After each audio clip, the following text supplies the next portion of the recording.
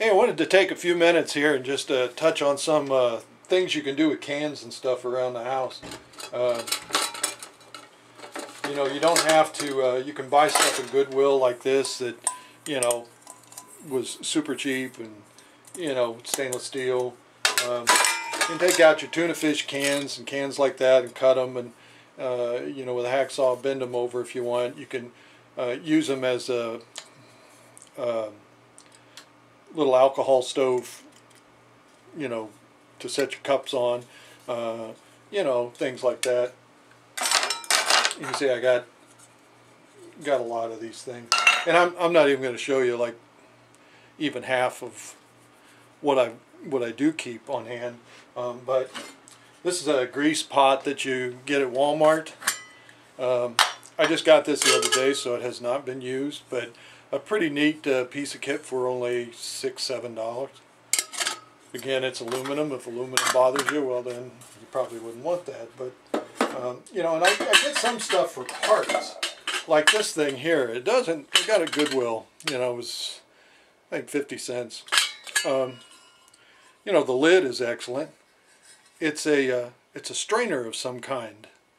But I've got a little room here at the house, so I'm able to, set this stuff around a little bit and then see if I use it, and if I don't use it, then out it goes, You can see you can make stuff, again for alcohol stoves. Here's a lid that I found from something else. It did not have a knob on it, so I put a knob on it using a cork and a screw. Simple stuff, and you've probably heard it or do it yourself, but nevertheless. This is a grill top that is actually a shower. You put it in the bottom of your shower, so it catches hair and stuff. But it makes an excellent grill top for, some of these things. Again, another little pan at Goodwill. This was actually out of a computer. And, when you get a desktop computer and you just, it goes bad, and what do? Well, I part it out. Let me show you something here. If you'll bear with me. You can see we've had a couple. These came off the fans, the fan units on a computer. And so what you do is you set this, over like a can stove or something, and you can set your cups on it. And this will probably be the same kind of thing. It came out of this this broken aluminum coffee maker, so it'll probably be along the same lines, I think.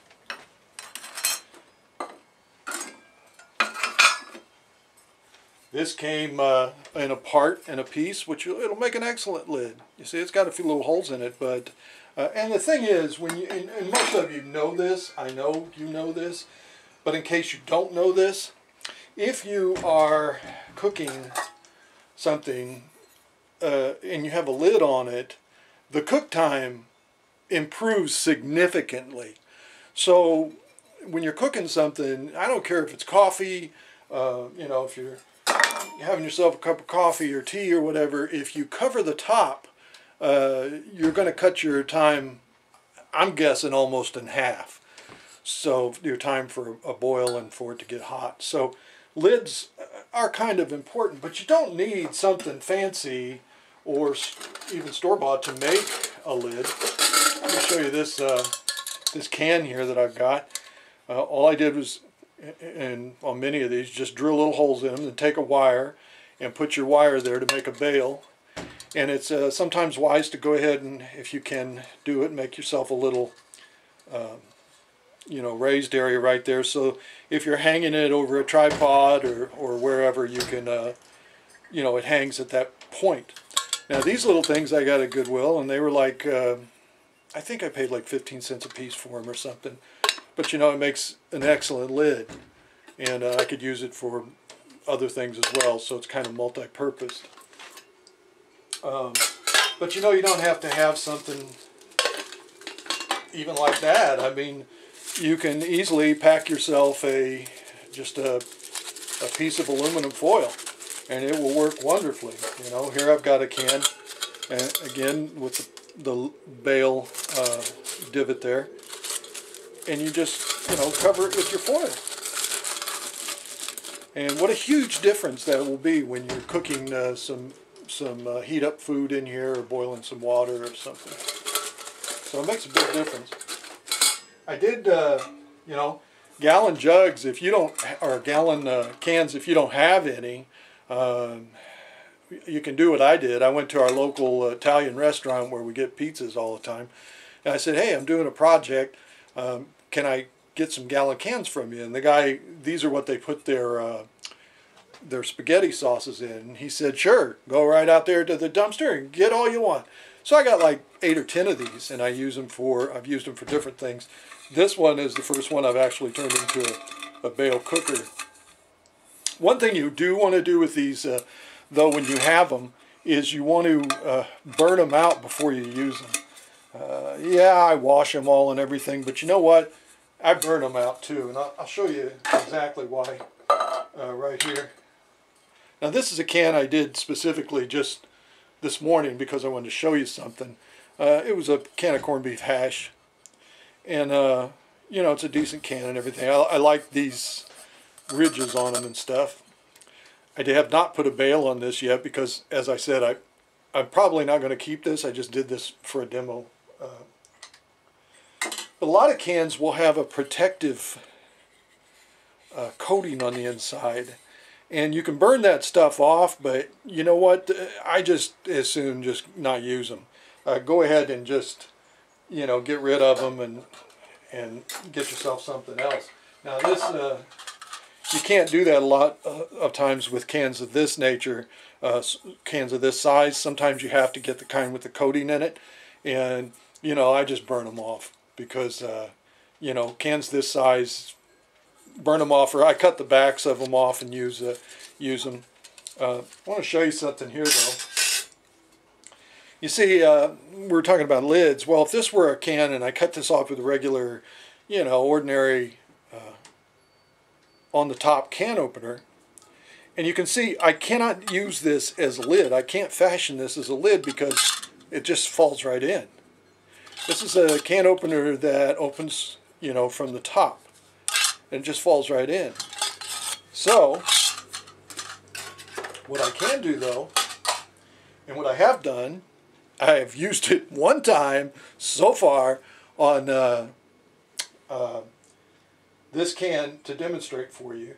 By the way, here's an alcohol stove, and you know, if you want to make your cup area bigger, again, you just put something like that over it and it makes it bigger.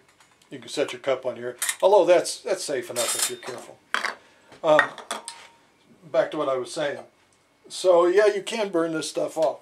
But here is something that we got yesterday. I would give credit to Hiram Cook. I've watched a ton of his videos and have over the last few years, and he's just he's on YouTube, Hiram Cook, and he does a lot of testing on different types of portable stoves, and you know, he really takes that extra step to satisfy his own curiosity. So credit to him. And so you take a can like this, and if I were to cut it out with the normal can opener that I have and use, which is one around the top, I could not use this lid as a lid because this would just fall through. But you can see that's no longer the case. I watched one of Hiram's videos, and he uses this type of can opener, so I'd never really paid any attention before because I just always used, you know, what I grew up with, and didn't much care about can openers. But as this hobby has and is progressing, you know, I went to Walmart, and my wife and I really looked for the type of can opener that would open from the side. They're called safety can openers because they leave no sharp edges. And because of that, it fits right there like a lid. And you can put a little hook in there, you can put a screw through here and a piece of cork there, and make yourself a lid for any size can. And you know, whatever you're cooking or boiling or whatever will do it that much quicker. So you know, really, I just am appreciating so much the fact that I can do this now with my cans, and each can that I open will now have a lid ready made for it size-wise. And here's the can opener that we bought at Walmart. Tefal, again, it's called a safety can opener. It doesn't cost any more or any less. You just set the can there and go around, and it cuts around the outside of the can, leaving you a lid that fits the can you take it off of. So that's a pretty cool thing, and just want to encourage you maybe to do that. You know, we're always looking for, when we have an alcohol stove, one of the things, the negatives about an alcohol stove that you often hear about is two things: the cold and the fact that you have to have a windscreen. Well, with this type of stove, which is a fancy feast, you really don't need to let it warm up. It's a wicking stove, and you can light this wick and it immediate, so you don't have to wait on the alcohol to warm up. So cold is not really an issue there.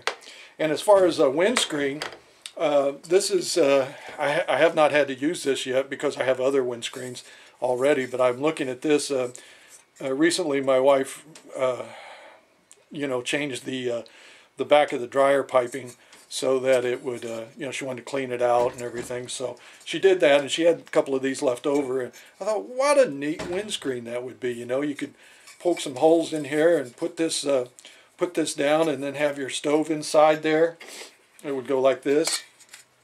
And then you could set your cup, you know, you would set your cup in here like this, and there you go. But you'd have to put some holes in it because your fire obviously needs a lot of oxygen. So, but you know, these are the things that you kind of start thinking about when you start this kind of hobby, or I don't know, maybe you know, when you start this type of thinking in this genre, you start to look for stuff that you can use that costs little. Here's an example of a lid I got one place off of one. In fact, I think it was in a box of antique, or not antique, box of stuff at an auction house, and I just asked, you know, I picked out a few things like this and just paid them on the side for it, and you know, it was next to nothing. Here's that coffee that I took out of this pot right here. And I may use this basket, I may not, but it fits absolutely perfect in this cup. Okay, and the cup, I got at Goodwill, and I think it was 25 cents. It says Wild Bill 2010 Soda Company, Wild Bill Soda Company. It's stainless steel. Stainless steel is a great friend of ours when we're putting it in fire. You know, and depending on the fire, it may get blackened or something, but, you know, and it will... heat will transfer to the handles in most cases, so always beware of that. But yeah, stainless steel is a friend. It is not as lightweight as aluminum, and not by any means as expensive or as titanium. But stainless steel is pretty prolific. It's out there in a lot of places. So this little thing, this little cup, I'm looking forward to, you know, putting into burning it out really well, and then you know, it may end up going in a kit or something, because this is a cook pot and cup all in one.